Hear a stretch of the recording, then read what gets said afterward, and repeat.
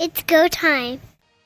Welcome to the Third Down Gamble podcast with your hosts, Don Charbin and Heath Graham.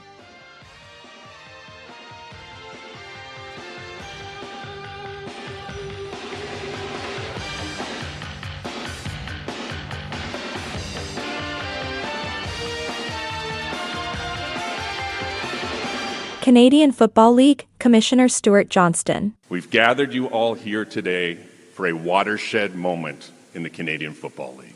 151 days ago, on my first day as commissioner, I stood in this very same room and I talked an awful lot about enhancing the entertainment of our great game for our fans, both in the stands and at home.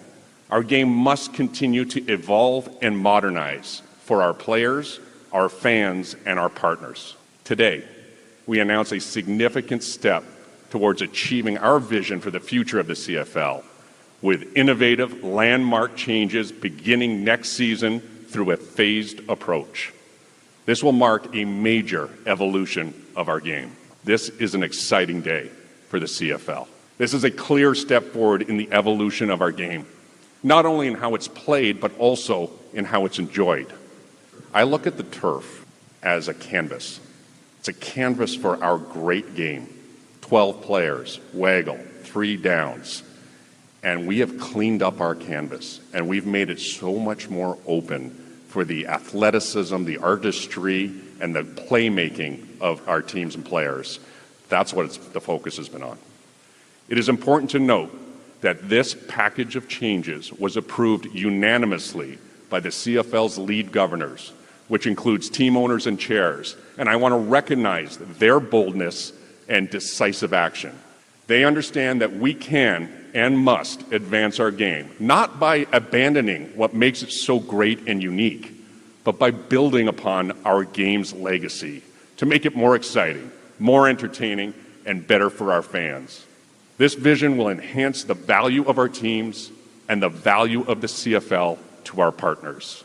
I'm not sure how people around Canada are reacting to this news. You and I will probably react to it differently because of our affiliations and our devotion to this Canadian Football League. But what a groundbreaking announcement that came from the Commissioner Stewart Johnston in Toronto Monday morning. We have thought about it ourselves. I've listened to several other podcasts. I had urge others that are listening to this podcast to listen to them to get different perspectives on how people are reacting to this, especially 3 Down Nation, 2 and Out, the Turf District, Alouettes, Flight Deck.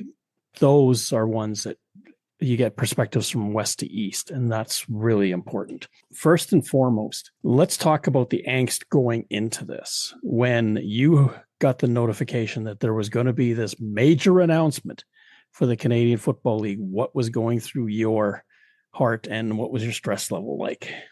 I would say my stress level was fine. I was not somebody that was worried about an announcement being that there's going to 4 down football. And I think that was one of the biggest concerns for everybody involved.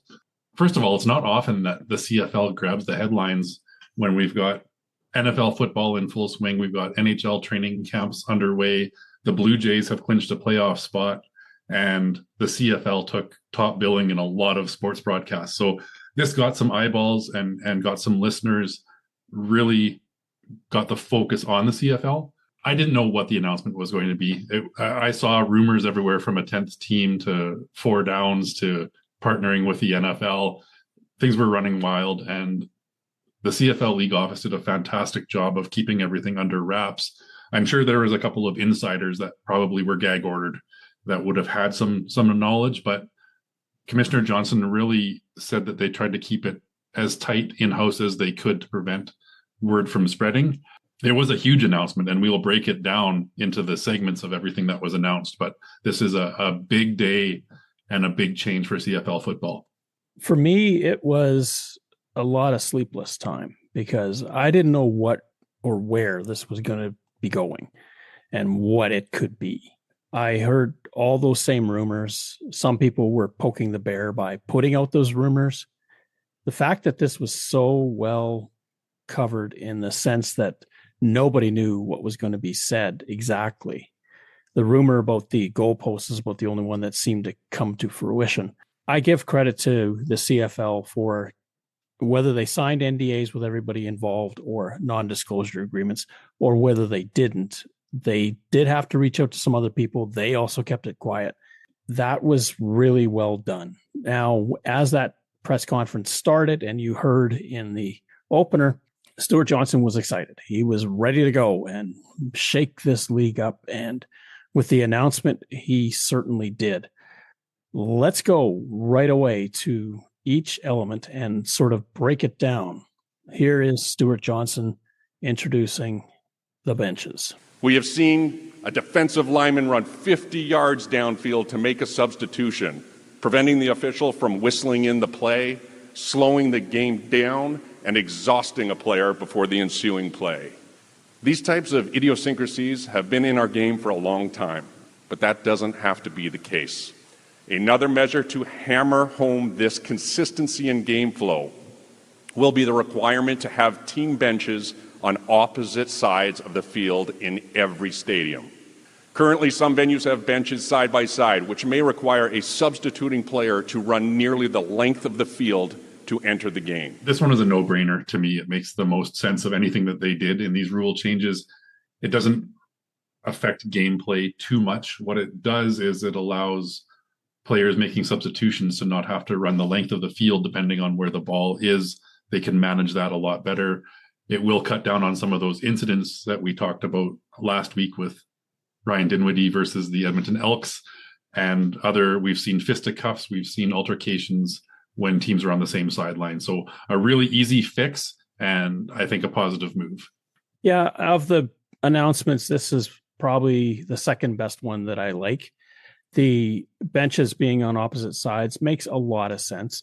We know that in the East, it's unanimous that they were all on the same side. In the West, BC went back to it. Now that it's going to be eliminated, it will take a tweak of configuration, mainly from painting and stuff like that, to reconfigure the outside boundary. But other than that, this is one that was borderline a no-brainer. It makes a lot of sense. I don't know. In the NHL, I think the benches are still side by side. I don't know why they don't have them further apart, but the penalty box is the big problem there. Maybe they could put it in the second deck or something and have players climb stairs to get to the penalty box. Part two of the equation, it's the 35-second clock. The first phase, coming in 2026, will include the introduction of an automatic 35-second play clock to create more consistent game flow. The CFL's current 20-second play clock must be manually initiated by an official. This change eliminates inconsistencies in timing caused by teams getting set at their own pace, varying times to set yardage markers, and much more. This change will ensure greater consistency in how long players, coaches, and fans have to wait between plays, while empowering players to control the pace of play, instilling a clear sense of urgency at the end of each half in game-altering moments. Anybody that's been a loyal listener of Third Down Gamble over the last several seasons will know where we stand on this one. This is a huge win. They knocked it out of the park.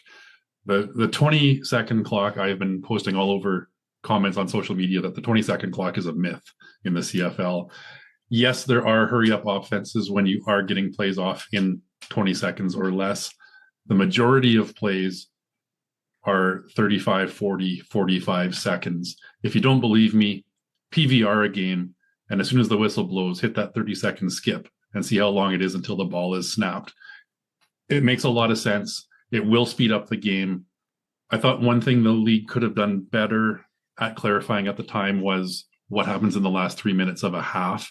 And I know they talked about whistling in the game clock, but I think they really need to spell that out, because those final 3 minutes, as we know, are some of the most exciting minutes in sport. And you have to allow the maximum number of plays and not have the NFL style where, well, there's less than 2 minutes left, a team got a first down, they can just take a knee and the game's over. It left a lot to be desired in terms of that interpretation and what will be the case. I did reach out to Darren Hackwood, who's on the rules committee. He's been fantastic getting back to me, and I really appreciate all of his input and insight. It's something that the Rules Committee is going to look at. That is out there on their agenda that they have to sort out. There are, as you mentioned, indications that even though the 35-second clock will continue to run through the last 3 minutes, it's going to be up to the head referee to whistle in the game clock. And that could help give teams that chance for that comeback, because you're not whistling it in at the exact moment of a tackle ball and then you whistle in.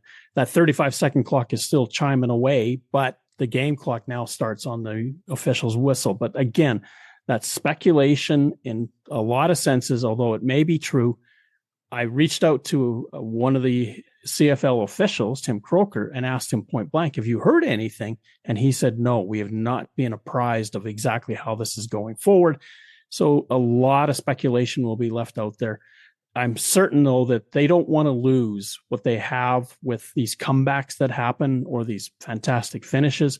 But what they want to get rid of is a 3-minute fifth quarter, as colloquially it's known in a lot of places, going on forever, when the game maybe is out of reach and teams are just dawdling away.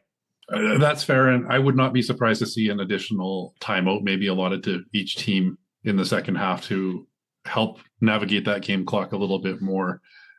One other note about the current situation with the 20-second clock. The Winnipeg Blue Bombers under Mike O'Shea have been the best team in the league at manipulating that time clock. If you do the math, 10 to 12 play drive with the 20-second play clock should not allow a team to run 8, 9, 10 minutes off of the clock. It's broken as it stands right now. This 35-second clock, still 5 seconds faster than what the NFL does, will still keep things moving. And this was a positive step. It's something, as you said, we argued for. We were flirting with 30, 32, 34, 35.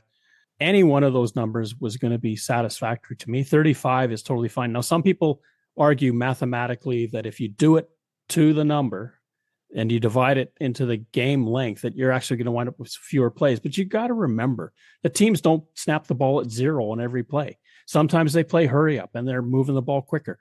Not every play is taking 35 seconds as it is. And so there will and should be more plays per game. I think that's part of the problem that we've faced in the CFL. The number of plays per game has been steadily dropping. And with fewer plays, you don't get as many scoring opportunities.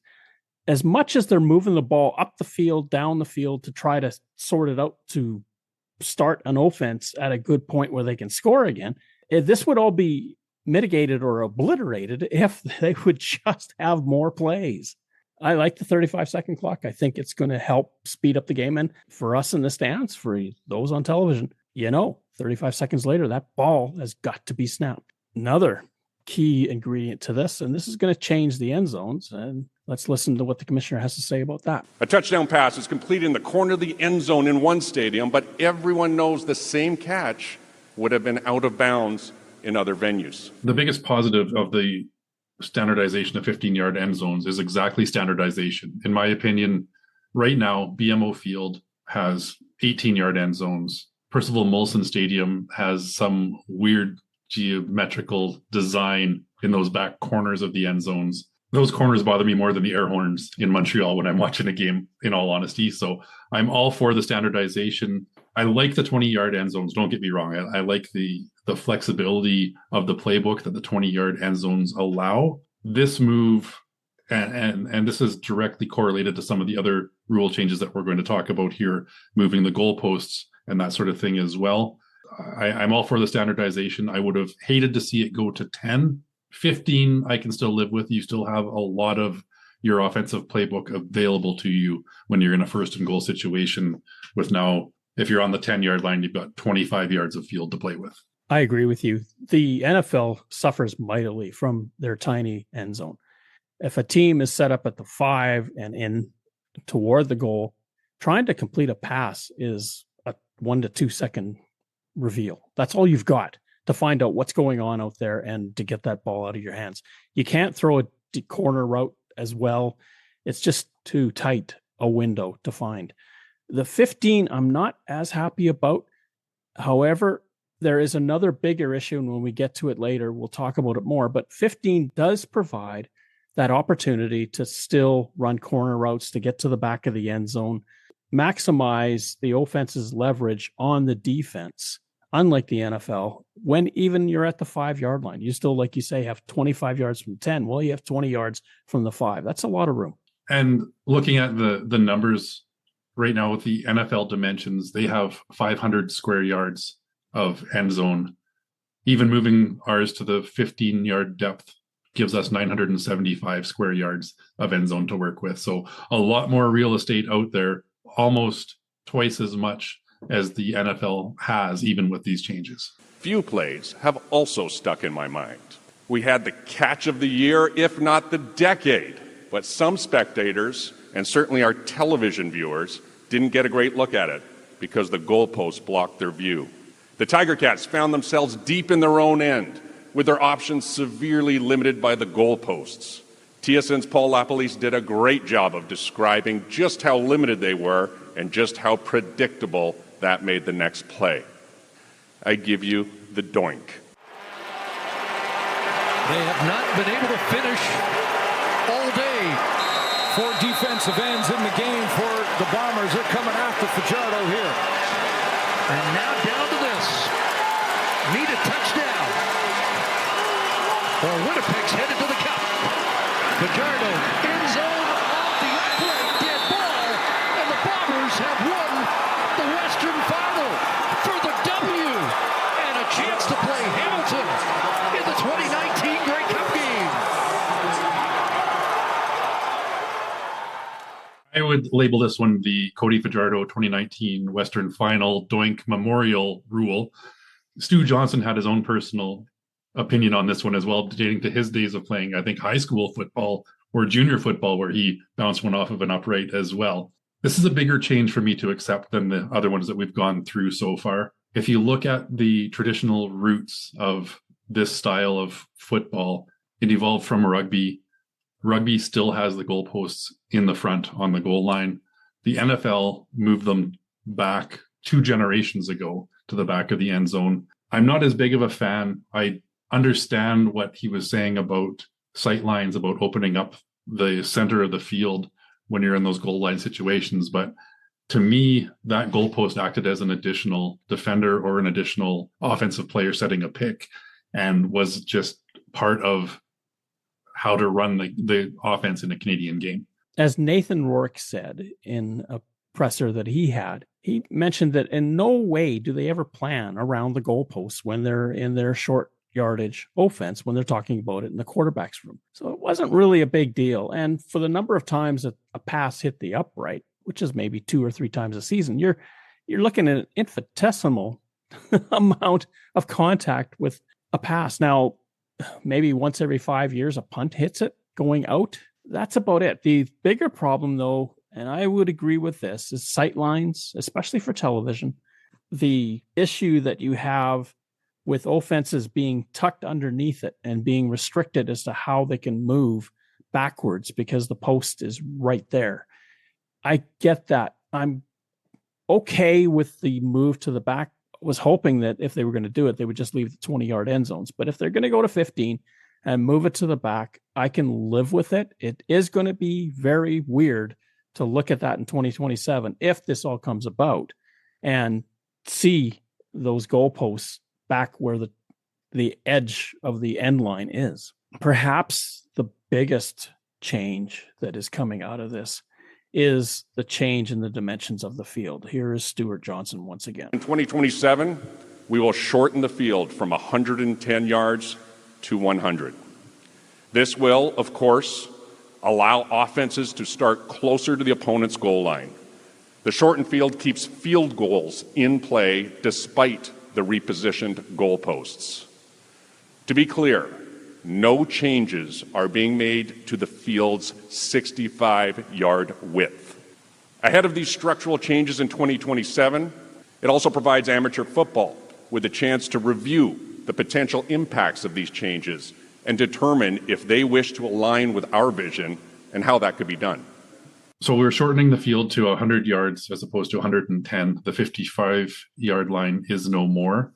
I believe looking at all of these changes, the biggest thing that they wanted to do was to move the goalpost to the back. Because they did that, these other things came into play. Shortening the end zones and shortening the field were a direct correlation of moving that goalpost to the back. Now, one of the challenges you have right now is this is only professional CFL football that is enacting these rule changes. They don't come into until 2027. It gives U Sports an opportunity to decide what they're going to do.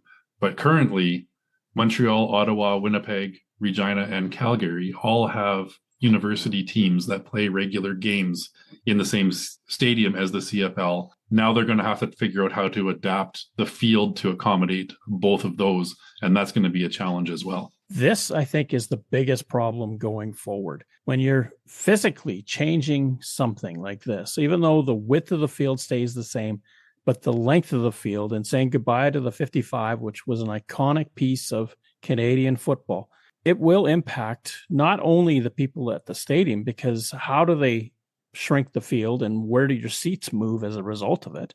Because your seats are stationary, the field will move.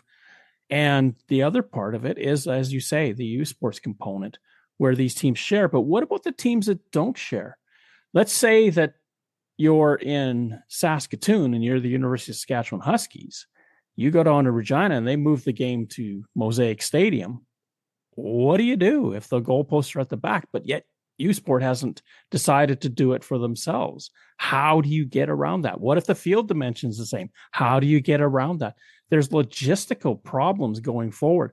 And I know that Johnston wasn't going to wait for everybody else to sign on. He was going to work with the board of directors and other key constituents as he assembled to get this sorted out. One of them would be Steve Daniel. He's on our podcast.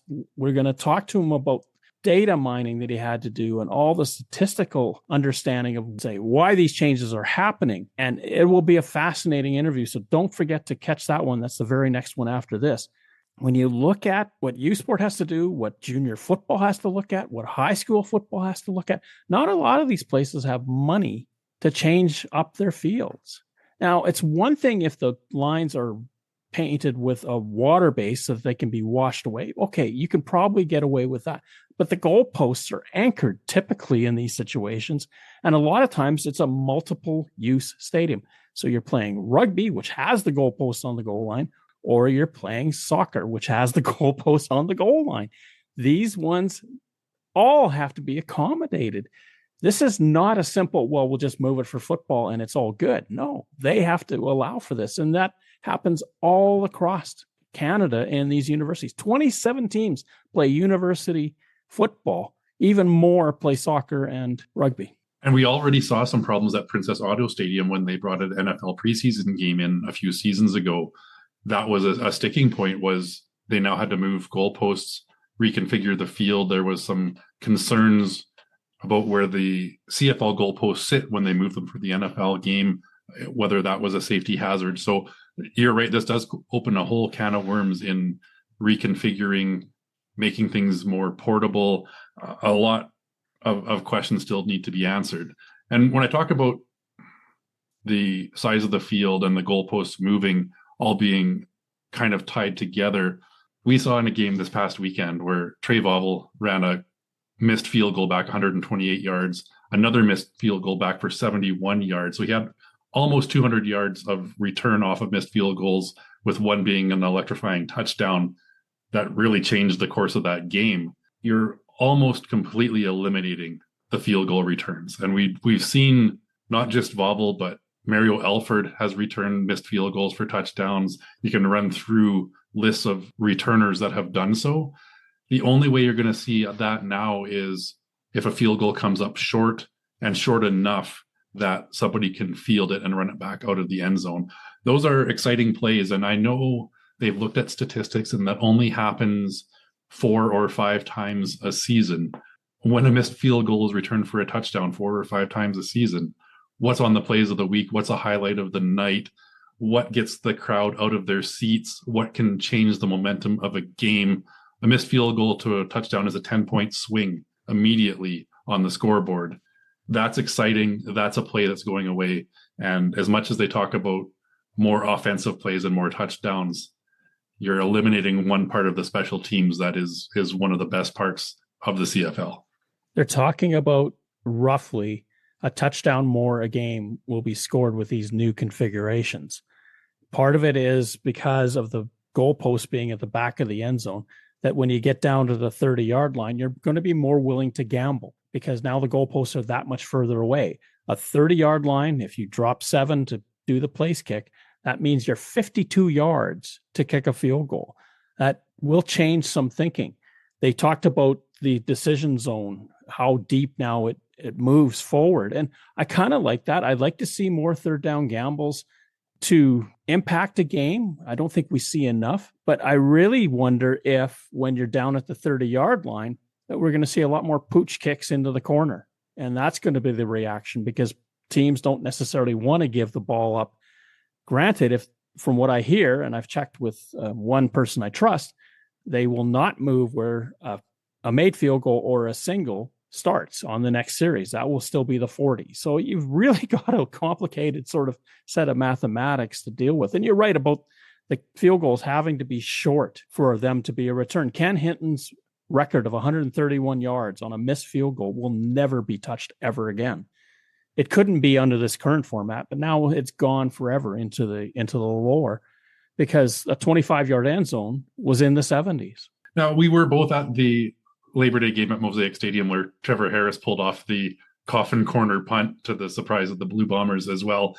That was an exciting play. That's no 128-yard return touchdown. It is going to provide a different wrinkle in some of that special teams play.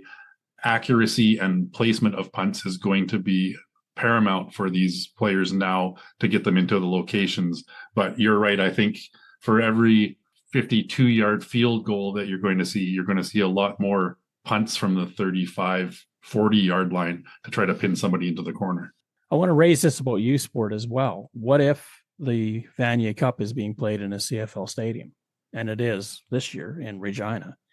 You play the entire season in a different set of circumstances. And then you come to the final and the goalposts are at the back of the end zone. The field is 10 yards shorter. How does that impact their thinking? There are a lot of moving pieces that you have to countenance. And the CFL, I know they cannot consider everything that's on the table because it's just too much. But when the premier sports league in this country, the CFL, makes a move like this, it's going to have a massive, not ripple effect, but wave effect across everything else. And municipalities, cities, towns, school boards all have to make determinations. Where are we going to go? Do we have the money to make these changes? Budgets are tight in some places. What does this mean? And when you've got 27 U Sport football teams, not everybody has a single purpose stadium like they do in the States. It's a shared common purpose up here. The last of the major changes is the rouge. Here is the commissioner one last time. We are keeping the rouge, which is synonymous with the uniqueness of Canadian football, but we will modify it. There will no longer be a point awarded for a missed field goal or for a punt that sails through the back of the end zone, or if it rolls out of the rear or sides without being touched by a returner.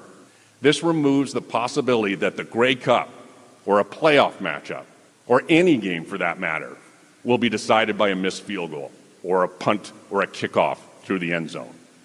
However, if a punt, field goal, or kickoff settles in the end zone and a returner fails to run it out or takes a knee, a single point rouge will still be awarded.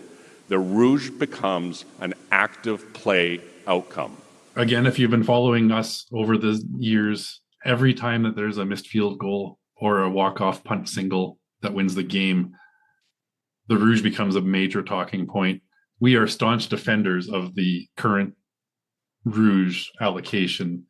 Taking it away completely on missed field goals and punts through the end zone is a bad move. As we had discussions and debates previously about the rouge, about the single, the one alteration that I said I could live with was if a punt or a missed field goal touches a player or touches the end zone playing surface before going out of bounds, it should still result in a single. They've taken that off the board now completely as well. It only is awarded if a player takes a knee or is tackled with the ball in the end zone. This is going to create a little bit of confusion, I think, for some of these return guys as well. And it remains to be seen, as you said, where the ball will be placed after a single, probably the 40-yard line. But where is it placed if it rolls out the back of the end zone? What determines whether a player wants to try to return it or concede the point? I think it's going to be a lot of punts on the ground in the end zone with people unsure exactly what to do. You're exactly right. And we've seen, and ironically, Mike O'Shea was a part of this. It was a kick out of the end zone, actually. It was a last play field goal attempt that went wide. They kicked it out of the end zone. You won't have to do that anymore. If the ball is sailing wide and out. Mike O'Shea is running up the field to cover it. The BC defender fakes like he's going to pick up the ball. O'Shea grabs it and runs for a touchdown with the Argonauts. And this is at BC Place. The returner touches it. That means they make contact. That means that's concession. So I don't think they get a free pass on that one. That's still a point. We remember that in the 2021 Grey Cup, how important that was. The bigger problem, and I think you've raised that one quite well, is that what if the ball is rolling on the ground and it's slowly going to the back end zone and the guy fakes like he's going to pick it up and then he decides not to? Well, that becomes a live ball. How are they going to adjudicate that as an officialdom? What are they going to do with those types of circumstances? We have to and I think the rules committee is going to have to figure that out. How do you process this information? What if a player screens, obstructs on a dribbled ball, and a dribbled ball meaning a ball that's been fumbled, and a guy kicks it into the end zone? You cannot illegally interfere with somebody else getting to the football, but in the end zone, are you going to try to block a guy so it rolls out the back? I believe we're going to see a lot more extra man onside on punts as well, because as the rule stands right now, a punter can recover his own punt or any player that lines up behind him when the ball is punted. It might be wise for teams to have their punt return specialist lined up behind the punter to run down the field if they're going to try to bounce it into the end zone. And you might see some more recovery touchdowns. So I guess it remains to be seen how this all plays out. Again, not a big fan of the change. I liked the rules as they were. Protect your field position. It's not a failure point from the offense missing a field goal. It's a failure point on the defense by giving up that field position. That's the way it has stood in the CFL for generations. Unfortunately, that's going away. But as I said, it's not a huge surprise based on the amount of publicity and chatter every time that one of these plays decides a game. Jake Julian last year punted a ball 60 yards through the end zone to win for Edmonton. And Liram Hailarala, who pounded a field goal just barely wide against Saskatchewan and scored a single point in Toronto. Those are the only two instances that a last play was ever decided by a single point. That will be most likely eliminated. When reaching out to Darren, I also found out that even a ball that lands in the field of play and rolls into the end zone or rolls out to the back, that doesn't count as a single either. Regardless of how it gets out the back from being kicked, nothing's going to count unless it's conceded or stopped during a return in the end zone. Commissioner referred to it as an active play. It's probably going to be an active concession play, because typically if you're taking a knee, you're giving up on or give you the point so I can get the yardage. So an active play, it will only happen if there's a return and somebody can't make it to the goal line. Reading a lot of the social media reaction to these rule changes has kind of left me in a state of sadness, and sadness because I've seen so many comments from longtime CFL fans saying that they're done with the game, that they've reached out to their local team, that they're not renewing season tickets, that they're not going to support the CFL because they feel it's an Americanization of the game. I hope some of those folks are listening to this podcast because I want to ask them a question. And that question is, are you a fan of CFL football because the goalposts are on the goal line and there's a 55-yard line? Or are you a fan of CFL football because you watched Anthony Calvillo and Mike Pringle get your team into the playoffs every year? Are you a fan because you watched Matt Dutton throw for 700 yards? Are you a fan because as long as George Reed was on the field, you felt your team had a chance to win? Are you a fan because you watched Mervyn Fernandez run through defenses to score a touchdown? If you're a fan because of the goalposts, then I guess you're making your decision based on that. But if you're a fan because you've watched your local team through thick and thin, Grey Cup wins, agonizing defeats, and you've stuck with them every single year, don't turn your back on the league. In terms of season ticket holders, I agree. In terms of the average fan, I agree. Look, change happens. We love the game for different reasons. I love the game because A, it was Canadian. B, it had 3 downs. C, it had unique kicking rules. And D, the last 3 minutes always kept me on the edge of my seat when the game was close. You just didn't know what was going to happen. Most of that is there. What's going to happen, and there's a functional point that the CFL tried to do with going to 100 yards, and it wasn't to copycat the NFL. If the CFL wants to expand at all, and let's say they want to play games in Europe, or dare I say, they want to put a team back in the States, 100 yards and 15-yard end zones are a lot more palatable to fit in a configuration than 110 yards and 20-yard end zones. It's 150 versus 130. There is merit to thinking of it that way, that if you're thinking towards the future, you've got to burn the boats, as it were, and say, look, we've got to leave 110 behind and 20 behind and move to these smaller dimensions in length. In width, it's perfect for soccer stadiums, so they're not worried about that at all. But in length, it does have configuration problems. And even in the 1990s, when they had the experiment with the first iteration of going down to the United States and playing, the Memphis Mad Dogs, their end zones were 10 yards deep. They couldn't fit them any deeper. So they've had these problems before. They realize what's at stake. Losing the 10 yards in the middle, I'm not a fan of, but I can understand it to make it fit easier into other spaces. And if you're building a new stadium, a lot less area that you have to cover to wrap seats around it. Sports change rules. It happens. We've seen Major League Baseball bring in the pitch clock, which has sped up games and made it a lot more fan-friendly. They've got a designated hitter in both leagues now. They're bringing in robot umpires for ball and strike calls. The NFL brought in a fair catch. The NFL moved their goalpost to the back of the end zone. The NBA brought in a shot clock and a 3-point line. The NHL got rid of the red line for 2-line passes. You do need to evolve, and the CFL has remained virtually unchanged in a lot of these rules for a long time since they brought in the forward pass. There's been little tweaks here and there. This is the biggest fundamental change that we've seen in the CFL since the 1950s or earlier.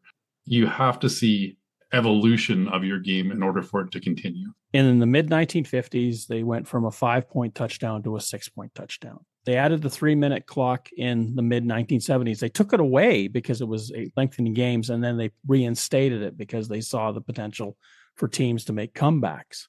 They've gone to full interlock from partial interlock. What does that mean?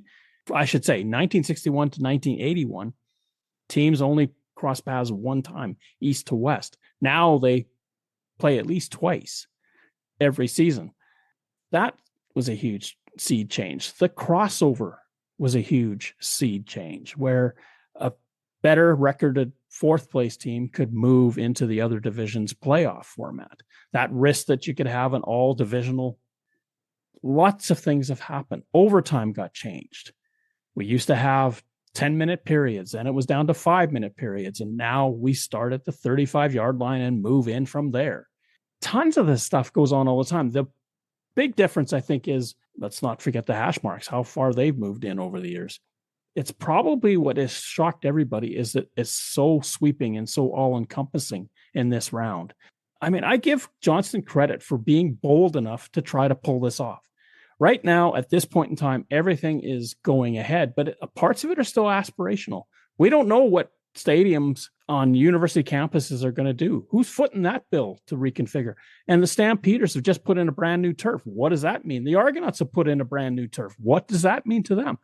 All of these things have to be sorted out. It's not an easy process. There's going to be hiccups. There's going to be some heated meetings about timelines and everything else. But the 18-month window, here you go. You got to live with it. Overall, it's changing the way that I consume CFL football. I'm hoping that the audience that they're trying to attract shows up. And I hope that even though they've disaffected some long-standing people that just love this league, those people will calm down and they'll come back as well. They have given that extra year for the field alterations. The 2026 changes we're going to see are basically the benches and the game clock. It's not going to be having to reconfigure everything in 1 year. So I think they've rolled that out with a bit of consideration. It's still a short time frame, don't get me wrong, to figure out all the logistics for all the things that we've talked about. But the tweaks we're going to see for 2026 are not going to be huge sweeping changes in the configuration and the infrastructure. I believe the rouge or the single point also changes for the 2026 season. We are moving forward in the world as we know it. You may as well say goodbye. Hi, I'm Darren Flutie, and you're listening to the Third Down Gamble podcast.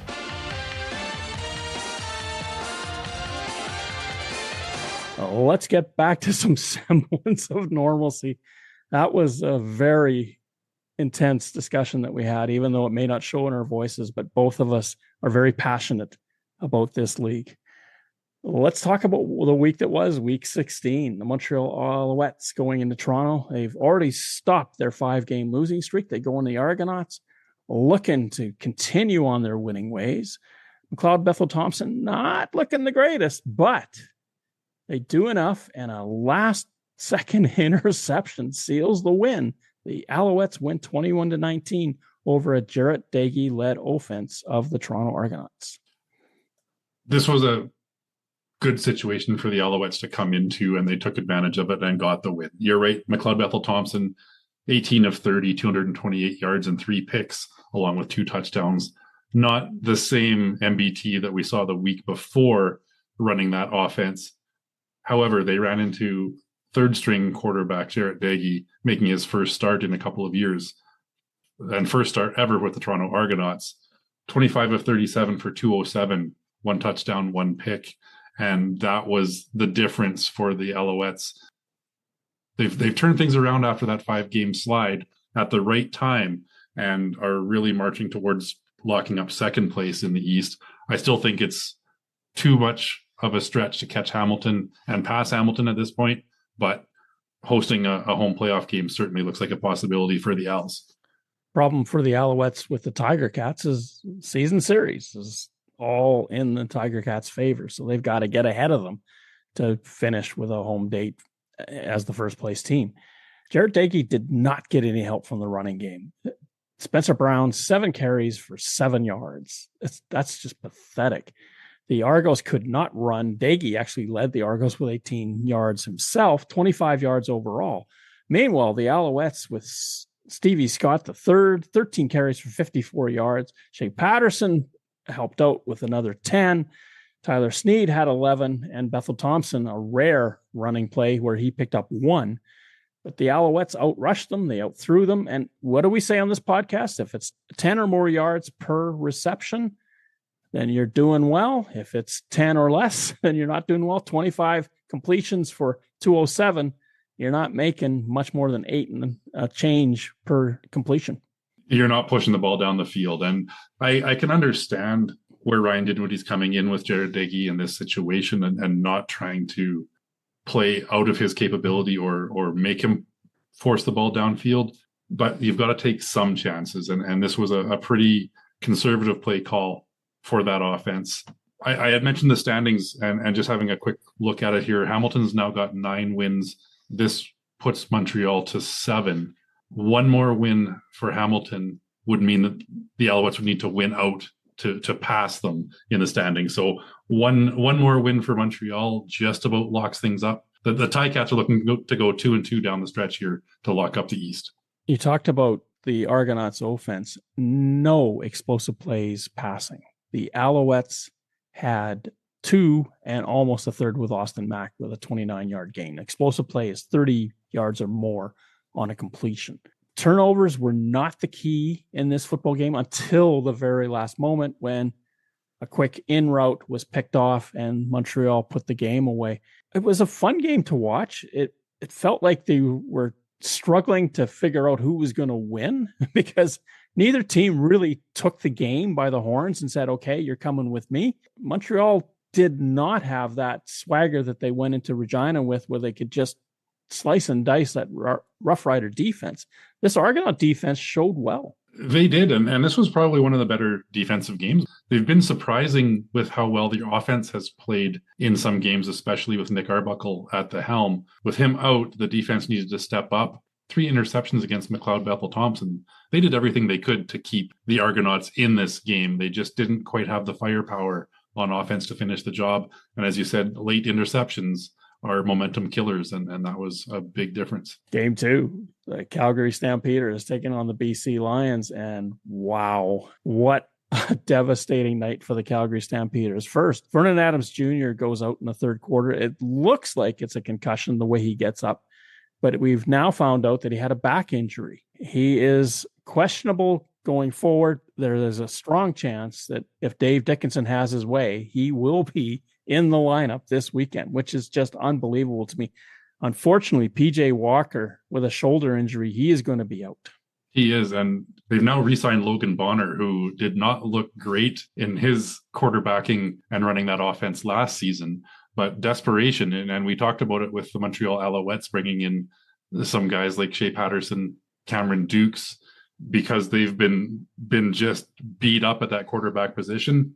Calgary's in a tough spot here as well. So if Vernon Adams isn't able to go, Quincy Vaughn is the next man up, but you've got to have somebody behind him now that PJ Walker's out, and that's where Bonner comes back in. And on the other side, Nathan Rourke, this is that kind of play that we saw from 2021 when he had his breakout season in the CFL. 20 for 24, 331 yards and 2 touchdowns.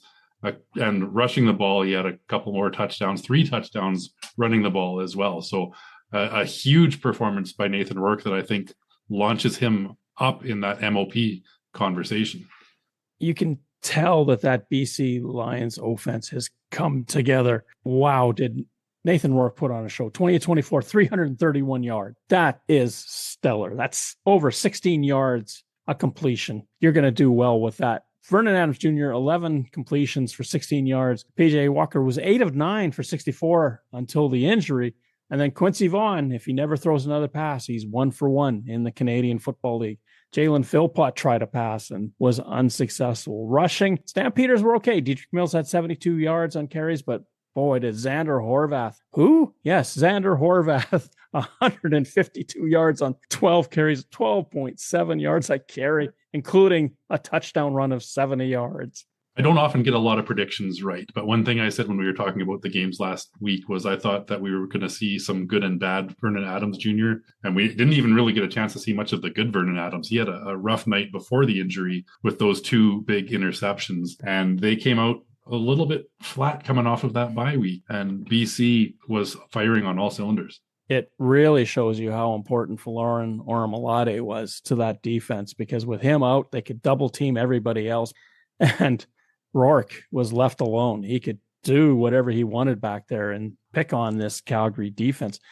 Let's give a shout out to Keon Hatcher. 8 targets, 8 receptions, 147 yards, a long of 33, and yak yards of 60. He is climbing to the top of that receiving list in the CFL. He's becoming an MOP candidate. Justin McInnes also 5 catches for 88 yards and 2 touchdowns. He was the recipient of those Nathan Rourke passes. Talked about Vernon Adams' 2 interceptions. It was almost 3. Gary Peters had one hit him right in the hands and was gone for a touchdown if he managed to hang on to the ball. He got a little bit ahead of himself. Otherwise, this could have been even bigger of a point spread. Stampeders, it's a big loss for them, 52-23 in a game that the Lions went up to a 21-0 lead, led 28-7 at halftime, 38-14 by 3/4 time. They were never, ever pressed nor threatened. I loved one sequence where Nathan Rourke comes onto the field, puts his mouth guard in, turns around, hands the ball off to Horvath. Horvath goes to 70 to score the touchdown. All Rourke has to do is take the mouth guard back out and jog to the sideline again. You mentioned a tough loss for the Stampeders, and we talked about the standings in the East with that Montreal-Toronto game. The Rough Riders remain 2 games ahead in the standings right now, so it's a bit of a climb for the Stamps. They've got to start 5 games left, they probably have to go 4-1 to have a chance to leapfrog the Rough Riders in the standings. Given the injury situation, especially with the quarterbacks and, of course, Ormalade being out on defense, I don't see the Stampeders making the bid to be first place anymore. I think they're going to have to look in the rearview mirror and watch those BC Lions and Winnipeg Blue Bombers coming after them. Fortunately for them, they've got the season series against the Blue Bombers, so the Blue Bombers have to win one more game than the Stampeders to get ahead of them. But the Lions, that ain't the case. If the Lions keep going the way they are, they may have that season series and only need to tie Calgary to catch them. We move to Saturday, the first game of the afternoon. The Winnipeg Blue Bombers taking on the Ottawa Red Blacks. And, well, I'll just put it to you, a stat line that I don't think I've ever seen before for a quarterback on the winning side. Blue Bombers are now 3-1 this season with Chris Strevler as the starting quarterback. Moving on to the next game.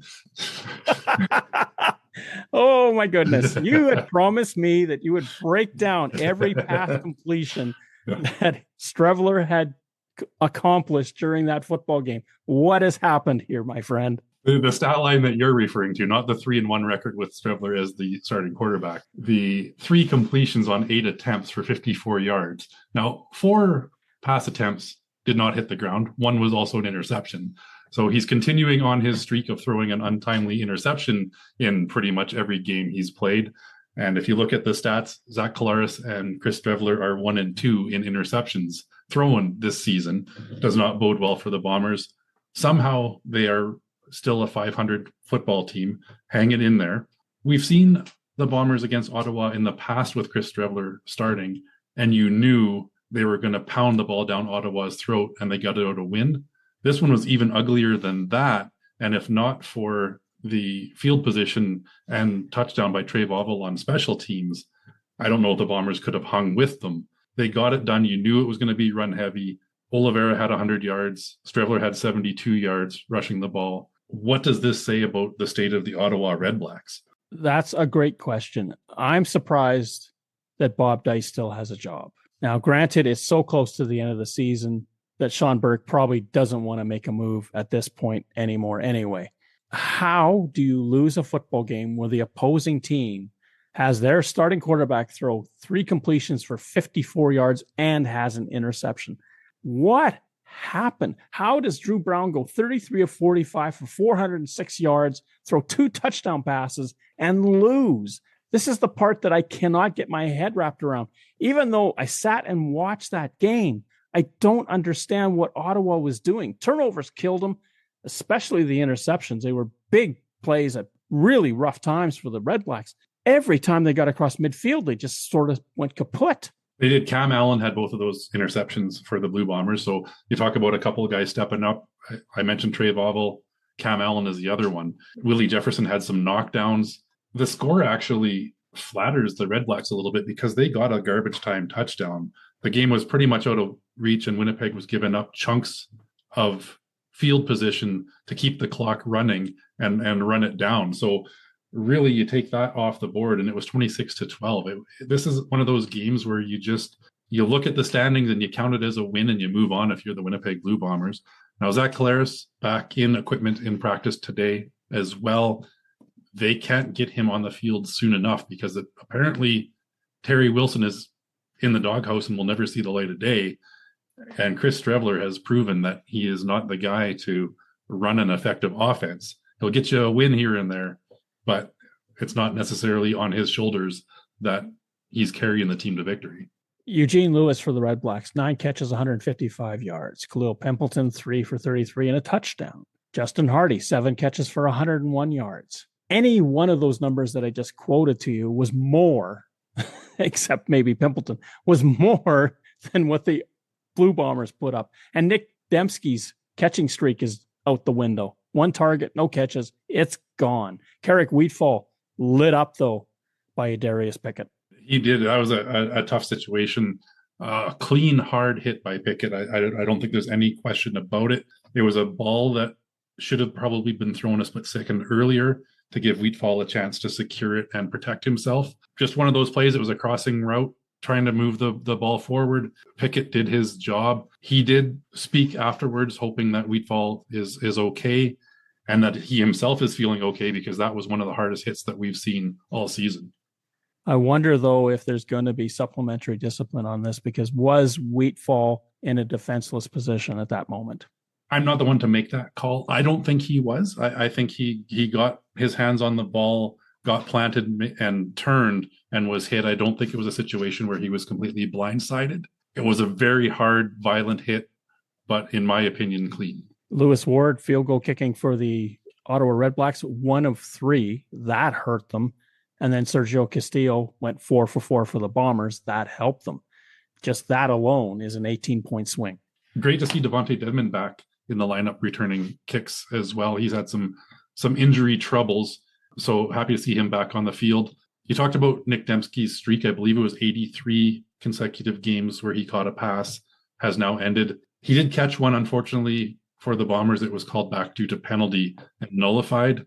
When you're only throwing the ball 8 times in a game, it's hard to really boost those numbers. The only one that was targeted multiple times without a catch was Wheatfall. He was the favorite target, being thrown 2-3 times with 0 catches.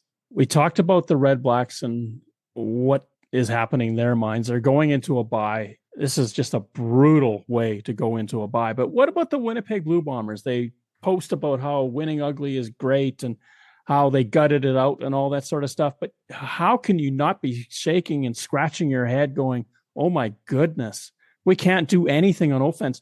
In the second half, by the time they decided to go across midfield, it was the fourth quarter. They could not even complete a pass until the fourth quarter. How does that instill confidence going forward? It has to raise some questions, 100%. I don't think you have a lot of confidence in this offense, especially without Zach Collaros. Now, we'll wait to see if he's back in the lineup. You start looking at some of those other key injuries that they've had as well. Dalton Schoen is gone for the season again. Carrick Wheatfall likely to not dress this week. He is a good receiver when he gets the targets thrown his way as well.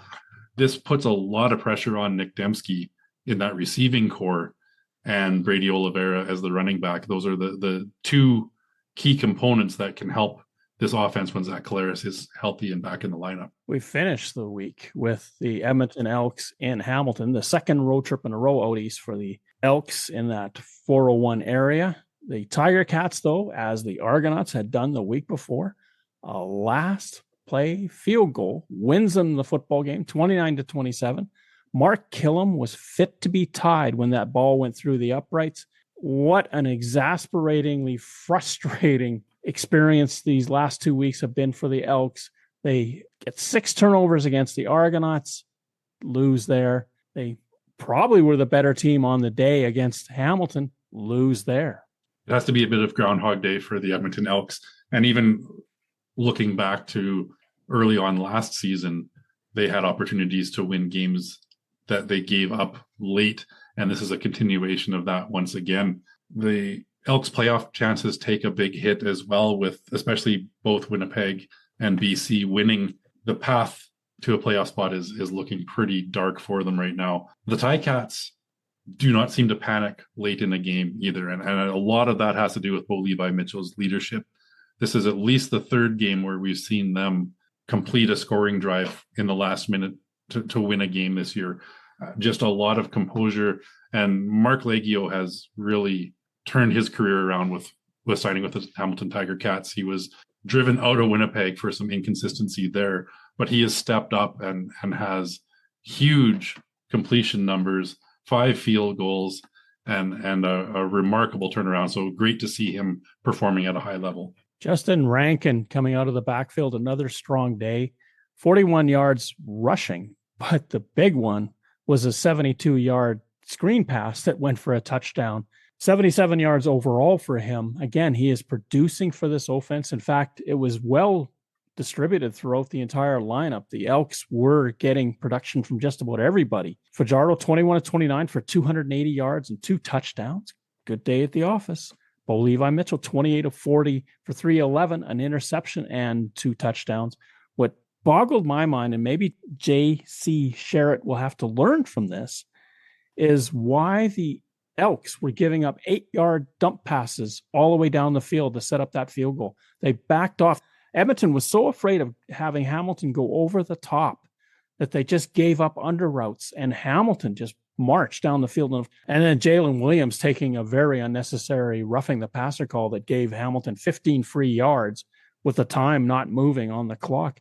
Oh, I can understand why Killam is just beside himself. He's trying to put a positive spin on it as they go forward. So is Fajardo, saying, granted, everything's looking really bleak for us, but we've got 30,000 people coming into the stadium on Saturday when we face the Rough Riders. That should help. They are not out of it, but my goodness, that rope, there's a lot of threads that are starting to snap. Quarterback protection, again, was a bit of an issue. 3 times Cody Fajardo was sacked in this one.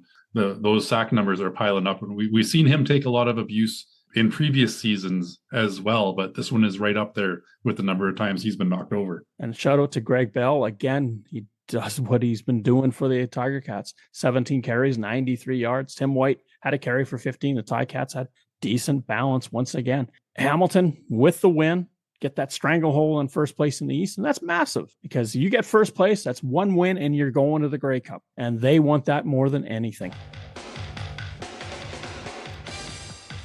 Third down.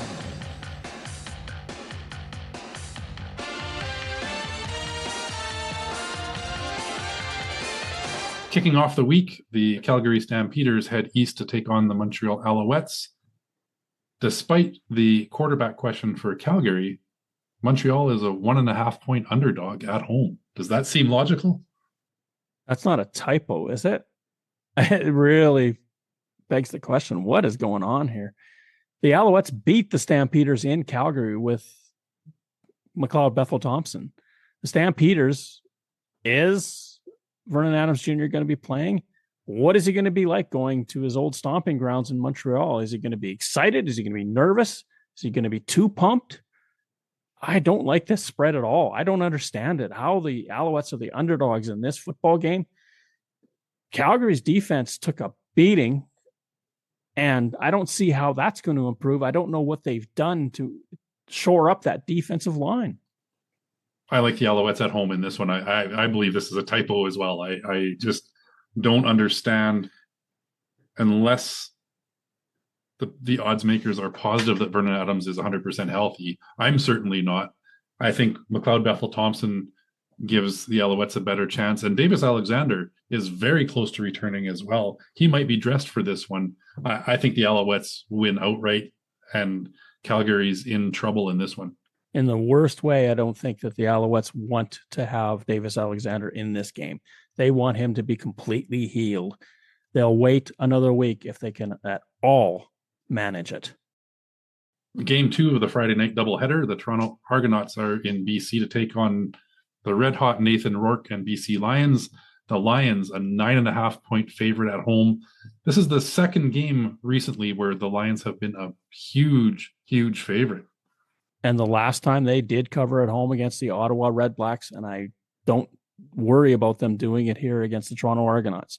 The Lions are probably still sore over losing the way they did to the Argonauts a few weeks ago in Toronto, where they poached the second half and Argonauts put a big number on them.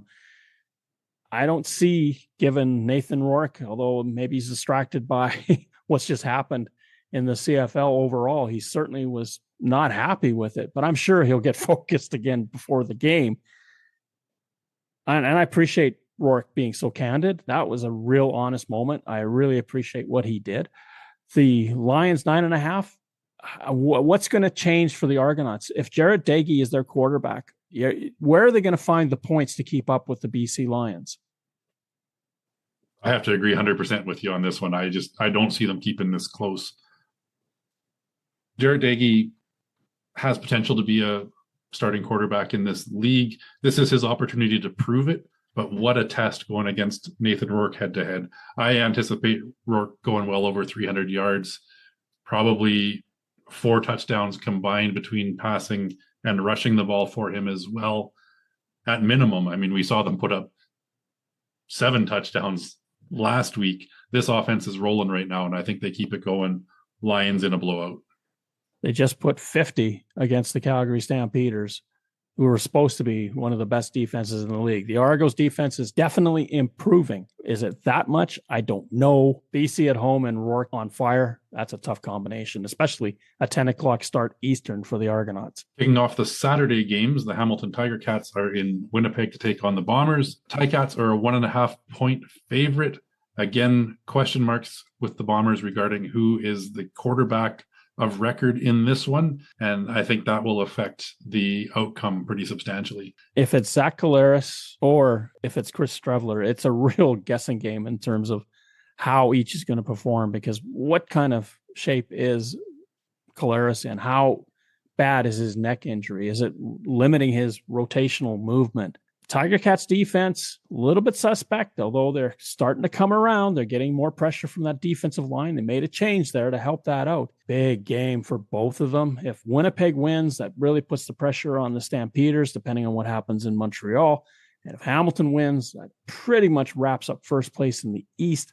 1.5, that's a pick 'em. I'm good with it. What kind of fence answer is I'm good with it? I like the Bombers at home in this one. I think that they can't get into a shootout with Bo Levi Mitchell and the Ticats offense. We saw Winnipeg's defense play a much better game against the Red Blacks. The passing yards added up. Like I said, a lot of that was late garbage time play of running out the clock, playing that prevent defense. We saw Cam Allen step up with a couple of big interceptions. The Bombers defense needs to continue that momentum to keep this one close. And in a lower scoring game, I think the Bombers grind out the win. I'll agree with you there. The lower the score, the more likely the Bombers win. The higher the score, Ticats all the way. Rounding out the week, and both of us will actually be in attendance at Commonwealth Stadium for this one. The Saskatchewan Roughriders head to Edmonton to take on the Elks. The Riders are a 3.5 point favorite on the road. About a 6-hour drive to get to Edmonton from where we are. I always have a great time in Edmonton. I love being at games at Commonwealth Stadium, meeting the guys from the Turf District, and they have their tailgate prior to the game. Looking forward to catching up to them. The Rough Riders, 3.5 point favorites on the road. They're coming off a bye. We know that teams coming off the bye perform pretty well, but this is a desperate Edmonton Elks team. This is all or nothing. If they don't do anything against the Rough Riders, their season is all but over. I don't see a mathematical formula that helps them enough to get them into the playoffs. I agree. This is a desperate Edmonton Elks team. I think that's going to fire them up at home to at least keep this one close. I'm hedging on it. I'm going to say that they do beat the 3.5 point spread. I'm not saying that the Elks are going to win this one outright. I think they keep it close enough to be a game, and it now is going to show whether the Elks have learned how to close out these close games late, or if they let another one slip away. The Rough Riders should get back their secondary. So that means Devon Campbell on one side, Marcus Sales on the other. Cody Fajardo has done everything possible to try to get this Elks team through the maze and trying to get them into the playoff run. They need help from something, whether it's a lucky bounce or Rankin just going off. Something has got to change the narrative so that the Elks feel that they can win a football game. If they're close in the last few minutes, I wonder if that team's starting to get tight, because remember, a few of these guys were around last year when they started off and how many times did they find different ways to lose games in the final 3 minutes?